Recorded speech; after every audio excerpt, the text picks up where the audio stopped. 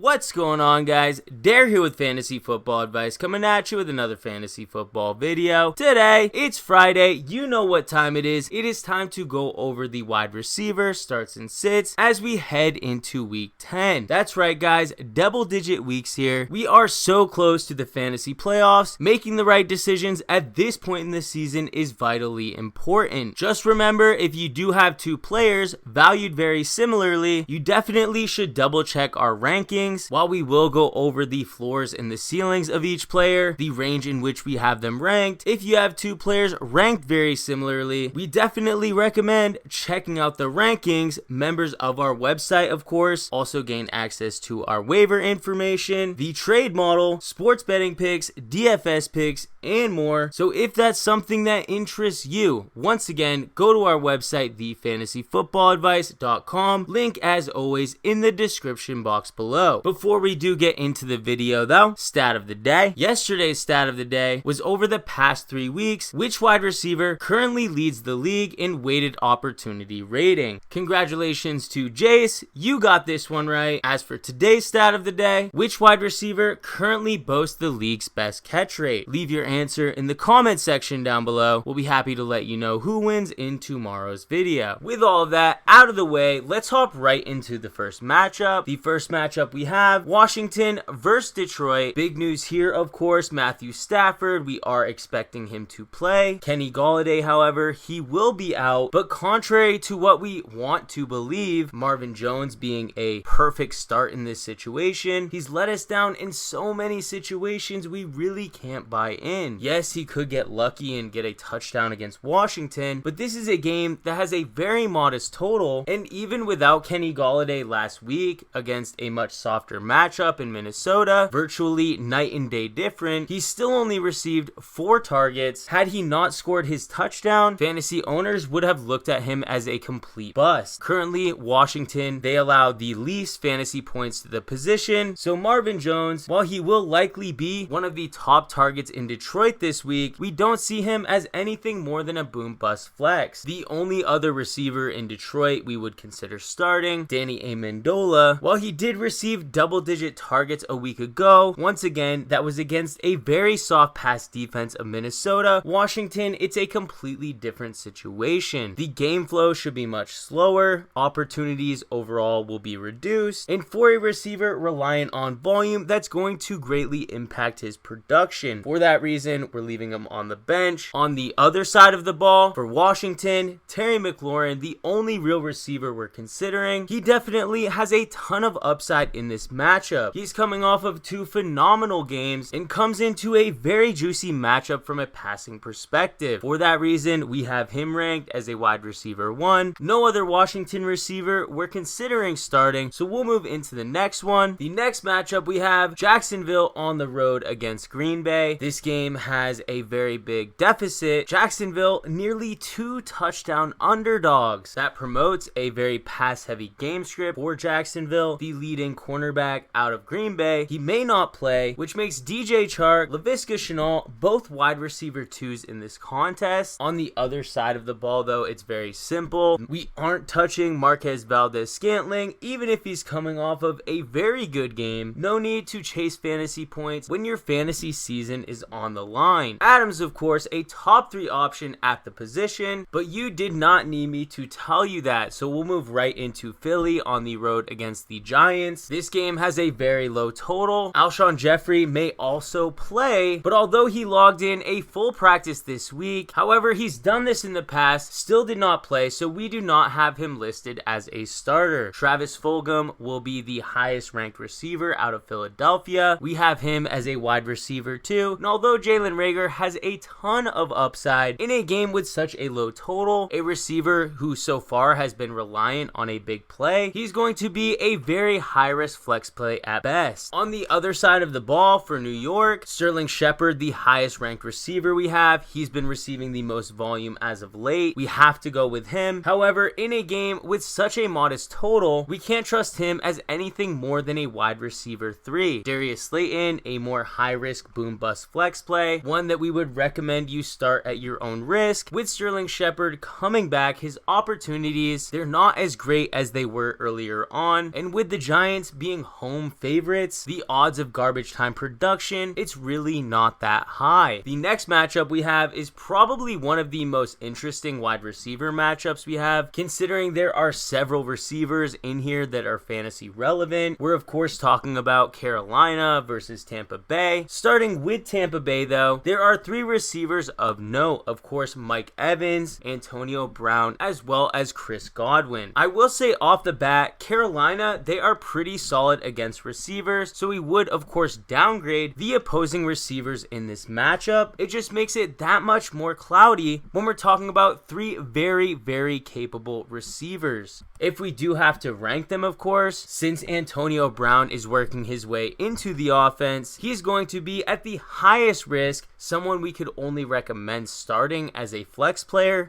The overall volume should be limited, so Chris Godwin, Mike Evans, both of them, while normally in that wide receiver 1 conversation, we would trust them as nothing more than a wide receiver 2 and a back end 1 at that. Trust factor though does not determine ceiling. All of Godwin, Evans, and Antonio Brown have a very high ceiling, but the likelihood of each one hitting would probably be in the order of Godwin, Evans, then Antonio Brown. On the other side for Carolina, Robbie Anderson seems to have taken a step away from the other 2 receivers. He's a high-end wide receiver too. Meanwhile, Moore, a high-end 3, one that definitely has a high floor himself, but Curtis Samuel has been nothing short of fire. For that, we only have him ranked a few spots below Moore. Which receiver has the better day? Curtis Samuel has definitely been hotter, but DJ Moore, he's safe, he's consistent, so we still have him ranked ahead of Samuel. The next matchup we have is the Houston Texans on the road against the Cleveland Browns. Cleveland in this matchup, they're 3.5 point favorites. Also keep in mind, the weather in this one, it could be the worst of the week, so potentially it could impact the passing game. At this point though, it's too early to tell, so monitor that. If the passing game is not impacted by the weather, this is a very solid matchup for the Houston Texans receivers. We're talking back end 1 numbers for Will Fuller, high end 2 numbers, a game in which they're supposedly playing from behind, one with a total pushing 50, and Brandon Cooks, who's been completely lighting it up. Yes, you can trust him as a back end 2. The Cleveland Browns over the past 3 matchups have allowed 10 receiving touchdowns to wide receivers, so the ceiling for each of these players, it's extremely high. On the other side of the ball though, with potentially Nick Chubb coming back, the Browns being home favorites, I wouldn't necessarily consider Jarvis Landry an auto start, the only player that we would consider starting at the receiver position out of Cleveland. But regardless, a wide receiver 3, someone you could start in the flex with somewhat of a safe floor, that's definitely where we value him this week. Just overall, temper your expectations because his role may not be as necessary this week as it would be in other matchups. The next matchup we have Denver versus Las Vegas. We'll start with Las Vegas since it's pretty simple. It's really difficult to trust any receiver on this team. If we had to rank one the highest, we have to go based off the ceiling. Yes, he has a high bust rate, but Henry Ruggs, he's somebody you could plug in your flex if you're against a team that you know has a high weekly ceiling. As for the other players, we're really not trying to get them in the lineup. We would avoid it at all costs, but for Denver, there are actually 2 solid options. Jerry Jeudy, you could consider last week his breakout game. We always were pretty high on him. I think in this matchup, he definitely has a chance to repeat, not to that extent, but still start-worthy numbers. We're talking back end 2, high end 3 numbers. And don't forget about Tim Patrick. While no, he has not been as loud as Jerry Jeudy, he's been dealing with injuries, but a player who has proven enough that if he gets these snaps, we can trust him in the flex. The next matchup we have LA Chargers on the road against the Miami Dolphins. As we know, the LA Chargers, they usually are a good team to promote a type of shootout. With Preston Williams being on IR, that leaves open even more opportunities for Devontae Parker, who received 7 targets a week ago. For that reason, back end 2, high end wide receiver 3 numbers are something we could expect from Parker this week. And as for the Chargers being road underdogs, Mike Williams, Keenan Allen, their starts each and every week. Keenan Allen, a mid-grade wide receiver 1. Mike Williams gaining even more of our trust, a mid-grade wide receiver 3 for him, one that that we know has a ton of upside. The next matchup we have Buffalo Bills versus the Arizona Cardinals. This game has the highest projected total of the week, one of the highest I've seen in several weeks now. What this does mean is, well, the ceiling for the top players, that being Stephon Diggs, DeAndre Hopkins, it will be increased. It also means the safety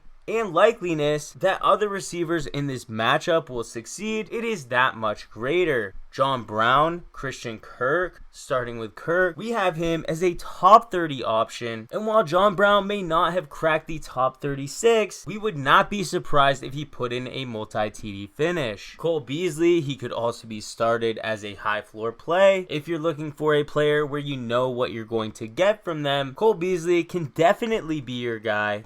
The next matchup we have is Cincinnati against Pittsburgh. Big news here, of course, Ben Roethlisberger on the COVID list. He still has a shot at playing, and assuming he does, the trio of Chase Claypool, Juju Smith-Schuster, and Deontay Johnson are all very startable assets. We would rank them very similarly. Chase Claypool, just due to the highest ceiling of the three receivers, we would have to rank him the highest, but not by a very wide margin. Deontay, we know when he has his games, the volume that goes his way, it really cannot be matched. And as for Juju, the safest of the three, each one of them back end twos. As for Cincinnati, while Pittsburgh may seem like a scary defense for receivers, it's really not a bad matchup. Tyler Boyd, definitely the best option out of the three. I'm talking Boyd, Higgins, and Green. Yes, Boyd, a top 20 option. Higgins, more of a back end two, high end three. But AJ Green, don't be afraid to put him in your flex. If Ben does not play, I could see how there may not be enough passing volume for all three receivers to succeed, but if Ben does play, I definitely can see how all three receivers pay off. The next matchup we have Seattle versus the LA Rams. This one, as you know, super simple for Seattle. You don't need me to tell you we're starting DK Metcalf each and every week. Same with Tyler Lockett. On the other side of the ball, a little bit of some uncertainty. We're not sure if Cooper Kupp could start. If he doesn't, that makes Josh Reynolds a bit more lucrative of a start. Someone you could potentially put in the flex in a desperate situation. But if both Robert Woods as well as Cooper Kupp are going to start this week, you can expect back-end wide receiver 1 numbers, high-end wide receiver 2 numbers against the defense that allows the most fantasy points to the wide receiver